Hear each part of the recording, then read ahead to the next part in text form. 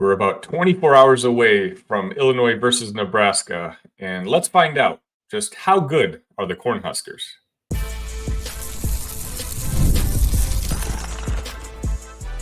You are Locked On Illini, your daily podcast on the Illinois Fighting Illini. Part of the Locked On Podcast Network, your team every day. Welcome back to another episode of Locked On Illini. Thank you so much for making us your first listen every single day. Simple reminder, you can find us on all your favorite audio platforms, all over YouTube. Just look for Locked On Illini, part of the Locked On Podcast Network, your team every day. My name is Sonny Verma. You can find me at TheSunnyV. You can find me at IlliniCast. I hope you tuned in yesterday where we had the breaking news of Keaton Wagler committing to the Illini, a four-star guard out of Kansas. We did a immediate rapid reaction episode, and I'll have more thoughts about that commitment on tomorrow's episode, so stay tuned. Today's episode is going to be brought to you by FanDuel. Now through September 22nd, all FanDuel customers can bet $5 and get a 3-week free trial of NFL Sunday Ticket from YouTube and YouTube TV. Visit FanDuel.com to get started. Again, a lot going on in the basketball world, but all eyes are going to be on the orange and blue, and sure, the red and white on Friday night, as the Illinois Fighting Illini will be taking on the Nebraska Cornhuskers on prime time, and I believe the game is on Fox or Fox Sports. So essentially, the whole college football world is going to be watching it, and so us as Illini fans, we know what Illinois is going to bring. What I wanted to do was bring on someone who can kind of give us insight on what to look for from Nebraska's offense and Nebraska's defense. And for that, there's no one better than, once again, Justin Adams. Thank you for joining me. I appreciate you having me on. Good to be back and talking a little bit of Nebraska, Illinois football. Of course, Justin was brought on yesterday's episode as we kind of compared the likes of Brett Bielema and Matt Rule's career tracks, at least, and what's ultimately brought them to Nebraska and to Illinois, and what's kind of what they've provided that's brought success here at their latest stop. But today, Justin and I are going to be talking X's and O's. And again, there's no one better when it comes to Nebraska content. Please check him out at the Voice of College Football. He runs a Nebraska channel out there, and he does a fantastic job of it. So much so, I even tune in once a week. I believe it's on, Tuesday nights at 6 p.m. Central. Is that right, Justin? Yeah, Tuesday nights, and I actually just dropped a film review on the Illinois defense, too, as well. Just dropped that yesterday. Absolutely, he did. Justin dropped an all-22 film of Illinois going up against Kansas. And again, when Justin produces content, we all learn. So, Justin, teach us the Nebraska offense. When you talk about the Nebraska offense, over the last couple of years, your defense has been fantastic. All you've been asking of the offense is to be just average, and they've failed to do so seemingly every single year.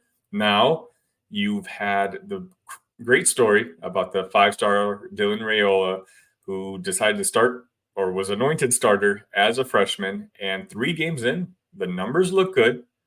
Tell me a little bit about him. Yeah, so he's been absolutely incredible, and I think the biggest thing for him is his composure. Coming out in week 1 against UTEP, of course, the electricity in the air. He said he started to feel kind of the nerves on the way to the stadium, but felt it on the first drive. He said, but he came down and scored a touchdown. In the Colorado game, I was just kind of thinking about how nervous I was as a fan the night before going into that game, just thinking about how much pressure it must be on an 18-year-old kid with the hated rivalry, everybody in town for that week, prime time. Nebraska needs this win, and for him to go in and just do what he did, he's been incredible. He's been poised. He's been efficient, leading good drives. He's not making mistakes, and I think that's the biggest thing that we all want is just a quarterback who doesn't make mistakes. He doesn't have to do too much. He just needs to not lose us the game. He doesn't necessarily always have to win us the game, but just don't lose it. That's what our quarterbacks did for us a lot last year. So what is he doing really well right now, that other quarterbacks weren't doing previous years? It's just he has a full control command of the offense, and he has the ability to actually go through progressions. He has the ability to stand tall in the pocket. He has the ability to trust his receivers and his line. Last year, we had Heiner Carberg, who's basically an athlete playing quarterback. Jeff Sims was terrible at everything, couldn't hold on to the football. But Heinrich Harburg was really just really fast, athletic guy playing quarterback. He was in the tight end room 2 years ago and then had to step up and be a starter in quarterback last year. So, and he's been a quarterback, most of his life, but he wasn't always in the quarterback room in college. And that's a year of not developing. That's big. And so we had no ability to basically move the ball. So it was just stack the box, try to measure up against our run game. The safeties would basically play down in the box because they had no over-the-top threat. Nobody could get them the ball deep. Nobody could accurately get them the ball over the top. So all they did was bring safeties down, try to control our run game. We had nothing to beat them over the top with, and injuries upon injuries in the running back field and to our wide receiver room. We were down to freshmen all over. It was just kind of a disaster. The offense really couldn't do anything, and the quarterbacks didn't help at all by just giving the ball away 17 times. So from what I saw over the offseason with Nebraska, you brought in a lot of transfers, and a couple of them were wide receivers. Is that right? Correct. Yeah. Jamal Banks and Isaiah Nair are the two big wide receivers we brought in. And how's that turned out? Jamal Banks is incredible. Isaiah Nair has the most numbers, and he's been the main target. So Isaiah Nair was a big-time playmaker out of Wyoming. He transferred over to Texas and tore his ACL. Kind of got lost in that wide receiver room when Sarkisian came over, Xavier Worthy and stuff like that. But he was going to compete in that with Xavier Worthy for that number one spot before the injury. Came back, really couldn't find his way in that, with Sarkisian's new wide receiver room. So then he transferred over to Nebraska, and he's a big body guy. He's 6'6", but has 4.4 speed. He's just incredible playmaker, very fast, big body, knows he's physical.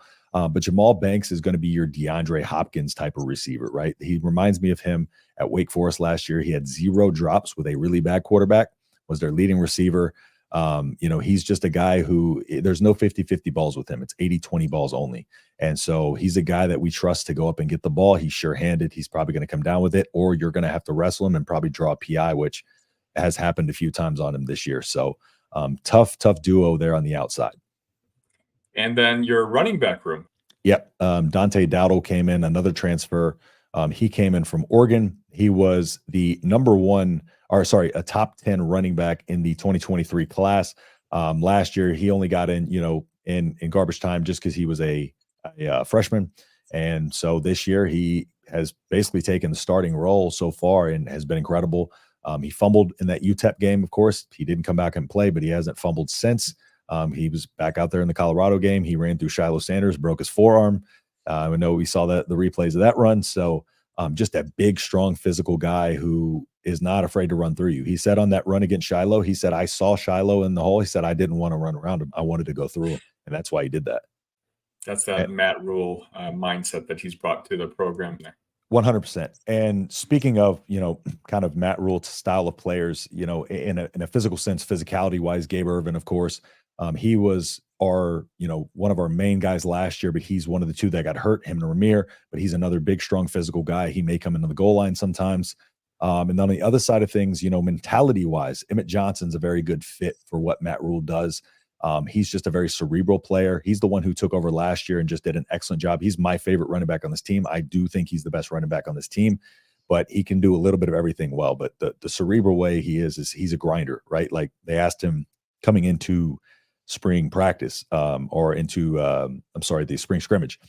They were like, are you excited about, go doing the scrimmage and being able to play in front of people? And he was like, I'm ready for practice tomorrow. And that's kind of the mindset that you like the players to have. They want to get up, they want to get to the grind, and he's done well. And every time he's come in the game, he's broken a run. So he's been incredible. And then Ramir Johnson, we saw him in the Colorado game. He was the guy who was more on the outside catching the passes. He's the one that caught that bobbled pass and ran it in the end zone. So it's a 4-deep running back room. And they all do something a little different. They all do something very well. That actually reminds me a lot of our running back room, which is very similar. 4 really, really talented guys who've all shown glimpses of what they can do on the field.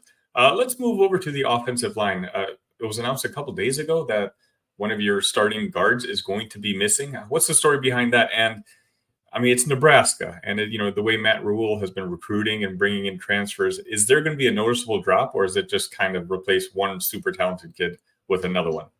Yeah, so with our offensive line, and our offensive line did improve year over year from 2022 to 2023, and it's so far, coming into 2024, though we had a injury on the left side of the line, and we didn't have a lot of depth at that position. So we've had a pretty sustainable front so far. Losing Mike Mazuka could hurt us though.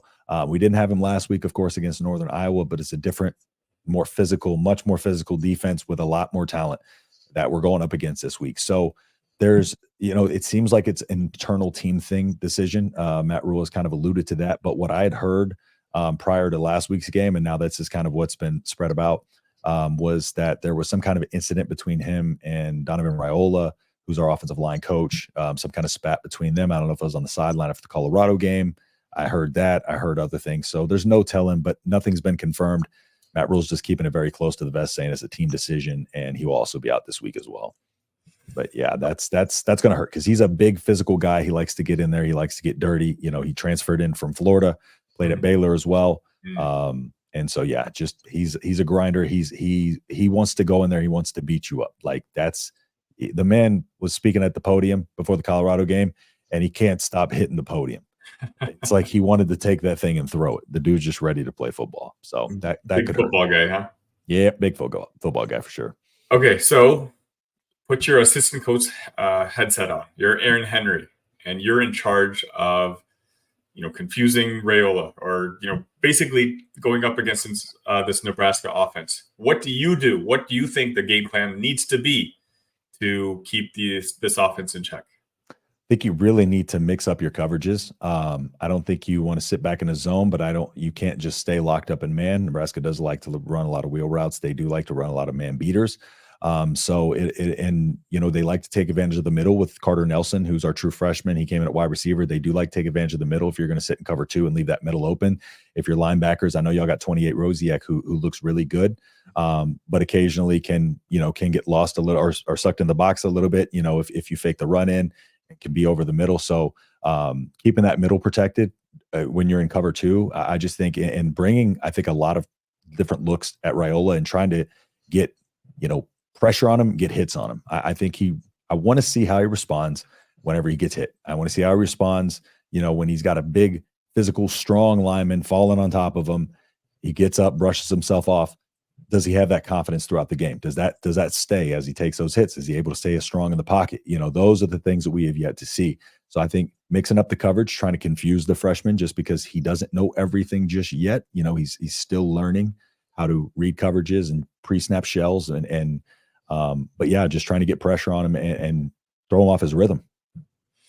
The offense might be the X factor, but after this break, we're going to talk about the defense. You've heard us talk a lot about FanDuel, America's #1 sportsbook. Well, we have something a little different for you. Now, through September 22nd, all FanDuel customers can bet $5 and get a 3-week free trial of NFL Sunday Ticket from YouTube and YouTube TV. Then, with a YouTube TV base plan, you'll be able to watch every regular season Sunday afternoon out of market game. All you need is a Google account and a current form of payment, and you can cancel anytime. Just visit FanDuel.com and download America's #1 sportsbook.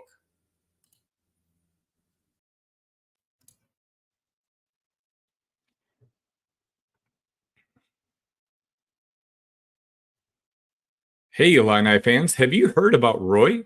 It stands for Return on You, and it's a new platform that lets you, the fans, get involved in NIL like never before by making contributions directly to your favorite athletes. By supporting players directly, you can help shape rosters, retain talent, and keep your favorite athletes out of the transfer portal. As you all know, NIL has changed the game for athletes. ROY changes the NIL game for fans. Here's why ROY is different. You can directly support the players. ROY allows fans to directly back their favorite college athletes. With ROY, fans can play a key role in shaping the future of their favorite teams, while athletes maximize their name, image, and like potential. Engage with athletes on their NIL journey. By using ROY, fans not only support athletes financially, but also become a part of their name, image, likeness journey, helping them succeed both on and off the field. Download Roy for iOS or Android and enter referral code Locked On, and you'll be automatically entered into a sweepstakes to win $5,000 cash. Visit joinroy.com for additional details. No purchase necessary, void where prohibited. Get the Roy app for iOS or Android and start making an impact on your favorite team. Use referral code Locked On for an opportunity to win $5,000 cash. Visit joinroy.com for more details. No purchase necessary, void where prohibited. Get off the sidelines and into the NIL game with Roy. Support the players and change the game with Roy.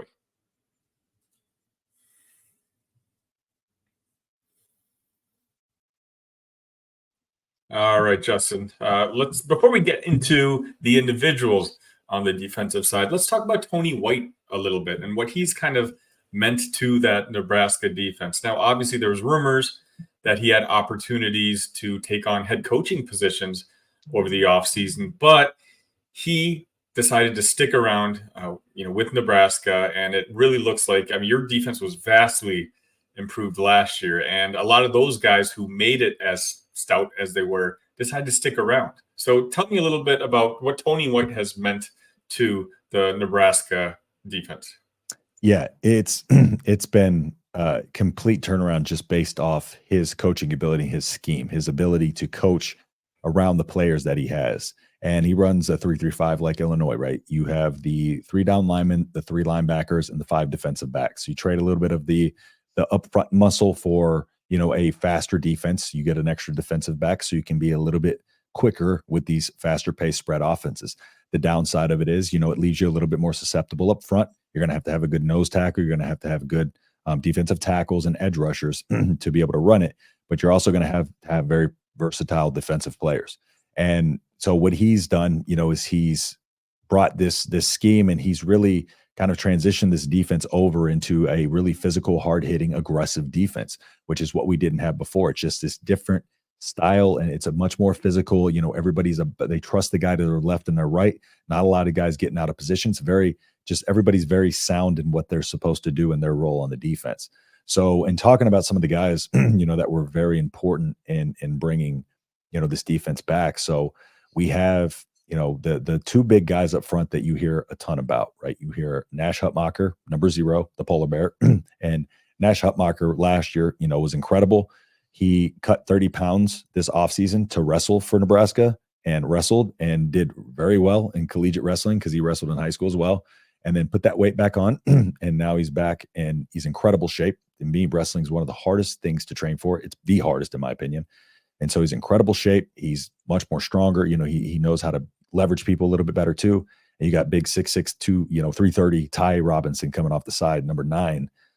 He could have went to the NFL last year, but he said he saw what Matt Rule was building and what he was bringing back, and he wanted to be a part of it. So he forewent that, and he actually said that he thought Matt Rule was going to make that much of a difference in his development year over year that he was willing to stay in college an extra year and risk that. And that's why in the tunnel on the way back to the locker room after being in Colorado, on the Chasing 3 documentary they do, he was like, I told you. He's like, I believed in you. I trusted in you, or whatever. So Isaac Gifford, same thing, same thing with him. So we have those key cogs. Tommy Hill. Tommy Hill's a guy I think that can be a first-round cornerback, and so far it's played out that way. He's been incredible. He had the pick 6 against Colorado. He put on 20 pounds, so he's better in run stop. Then we have Jamari Butler, led the team in sacks last year. We have James Williams. Like our edge rotation is incredibly deep.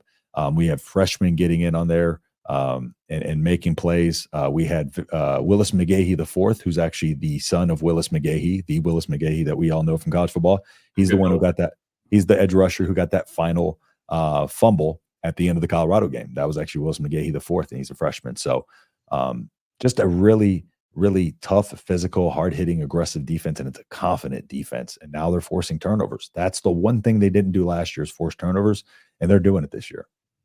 All right, Justin, let's do the same game then. You're Barry Lundy Jr., and you see this fantastic, arguably top 3, top 4 defense in the conference, playmakers everywhere. But I would argue, and again, this is my opinion, maybe biased, I genuinely think that Illinois, when it comes to the actual skill players, matches up really well with the Nebraska offensive skill players. I think with the 2 wide receivers we have, with the quarterback we have, and that running back room that we have, those are a couple positions where Illini can actually match talent for talent with Nebraska. But having said that, we've struggled on that offensive line. Our tackles have done great. They're both transfers, new transfers this year, but the inside, the guards, the center, they've struggled to open up running holes. Caden Fagan, a big name, big boy, has not been able to get the holes that he was getting last year. So to make a long story short, Barry Lunny Jr., what should he do, or what kind of game plan does he need to put together in order to take down Nebraska's defense? I think the biggest thing for him is going to be trying to, make sure that they get a ball out of the quarterback's hands quick. Luke Altmaier just in the beginning, because Nebraska is going to come out with that defensive line. We saw they came out against Colorado, against Northern Iowa. They are going to come out and they're going to be coming firing, and you don't want to let that crowd get momentum there early on if we come out and get a couple sacks. So I think it's best to kind of just really try to get some, maybe some runs going, and try to get some some quick passes off to, just kind of get him in a little bit of a rhythm and make sure that he doesn't come out and immediately feel that pressure. And then maybe, occasionally as the game goes along, continue to mix that in, but then also, you want to try to, move the pocket occasionally as well. Just try to do things a little different than keeping him right in front of that defensive line, especially if your line is weak in any of those positions. Like there's so much talent across the board in Nebraska's defensive line, they're going to expose it somewhere. And so, if your line isn't up to par, which I'm not saying y'all's isn't, it very well may be, but it's hard to know until we get into this matchup, of course, with the teams that both of our teams have played, to see what our lines are going to look like. So I think the biggest thing would be to just see that, get the ball at his hands, get him into a rhythm. And I think just getting, y'all got to get points on the board early. I think you really need to try to take the crowd out of the game. So I think that first scripted drive needs to be really, really methodical. I think they need to scheme that up, really just watch our defense and the film room and just see what flaws they can do to take advantage, to really make sure that they dial up the best drive that they possibly can on that first drive, because taking the crowd out of the game early, I think, is going to be big in this, because they're going to be fired up. It's going to be electric. And I think after that, it's just kind of going off the flow of the game. If that works and keeping them in a rhythm. And then once you get them in a rhythm, if that kind of strains the defense a little bit and makes them, get on their heels, then you just, balance it off of that. But that scripted drive is going to be very important. I think it's extremely important that Illinois scores early in that game. I completely agree. I think that could be one of the vital points of the game on whether Illinois can go up early and really kind of put pressure on Dylan, forcing him to make plays. It's not just a lean back on his cushy defense. So, Justin, before we wrap things up, I'm just curious, what does this game, Friday night, 400th sellout in a row, what does this game mean for Nebraska? What happens with a win? I mean, you guys are favored to win. I think before it opened up at 8.5 for Nebraska. Then it got up to as high as 10, but it's been bought down a little bit. And now actually Illinois is only a 7.5 point underdog. So obviously Nebraska is the favorite, but what does this game mean for Nebraska? What happens if they lose?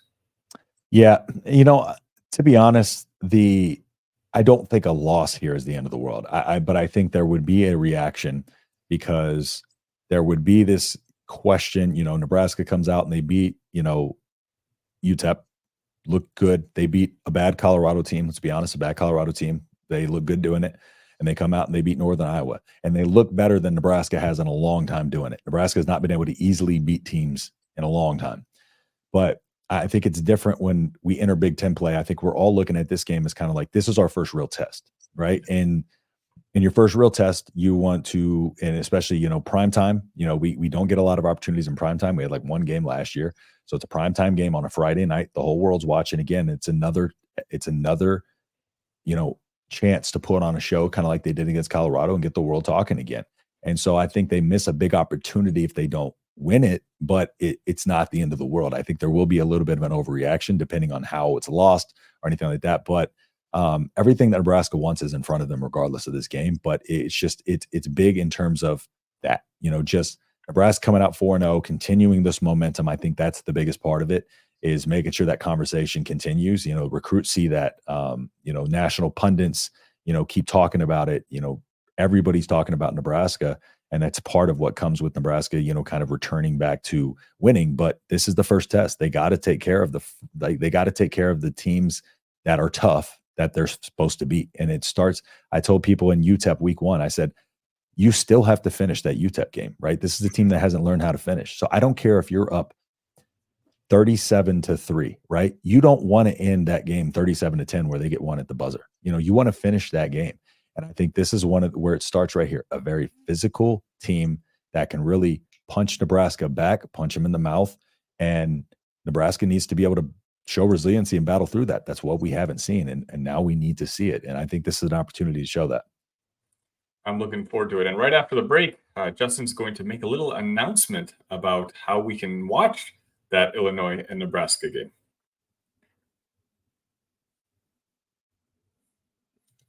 College football season is well underway, and if you're looking to make your favorite team's home game, please check out the GameTime app. GameTime has a new feature called GameTime Picks that makes getting tickets for your favorite live events even easier. GameTime Picks filters out the fluff to show you only incredible deals on great seats so you don't have to waste time searching through the thousands of tickets. Please customize your spot. Use all-in pricing. Toggling this feature shows the total upfront with no surprise fees at checkout. Get a panoramic view from your seat in the app before you buy. And, of course, the lowest price guarantee. Or else the GameTime app will credit you 110% of the difference. Take the guesswork out of buying tickets with GameTime. Download the GameTime app, create an account, and use code LOCKDOWNCollege for $20 off your first purchase. Terms apply. Again, create an account and redeem code LOCKEDONCollege for $20 off. Download GameTime today. What time is it? Game time.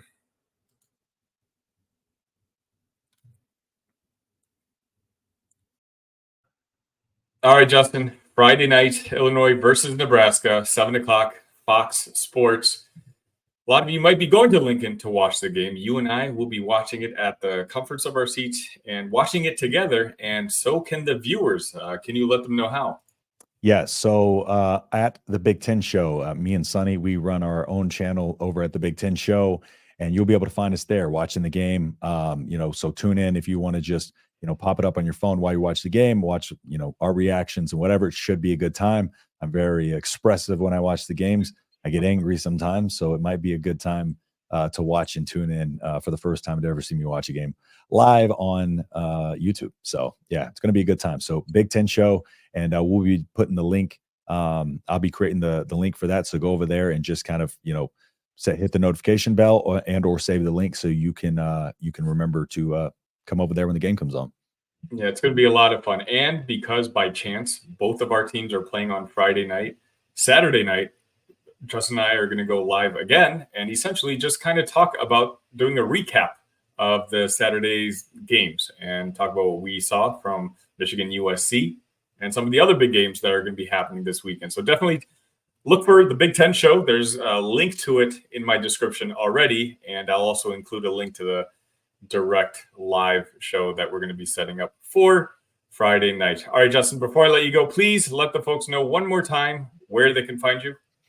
Yeah, so you can find my Nebraska stuff over at Nebraska Football at the Voice of College Football. Again, if you want to see the film study I did on Illinois' defense, it's over there. At Big Ten Show, like we said, find us over there for the watch party, and on X at _H-Town Husker. Mixed bag of what you're going to get over there, but you will get my content over there. So, and some arguments with Sonny as well, probably. Appreciate you, Justin. Good luck to Nebraska every week except for this one. That'll be great. And that's going to wrap it up for today's episode of Locked On Illini. Please, on your way out, just hit that like button, hit that subscribe button. You would help me out immensely. And guess what? It costs you nothing. Let's continue to have this channel grow. Just a simple reminder, I'm the only guy out here who's creating Illini content for you daily. And I love doing it because of the huge amount of support that you guys show. Tomorrow, we're going to be talking a little bit more about Keaton Wagler, and we're going to be bringing on Kent, or AKA Casual Big Ten.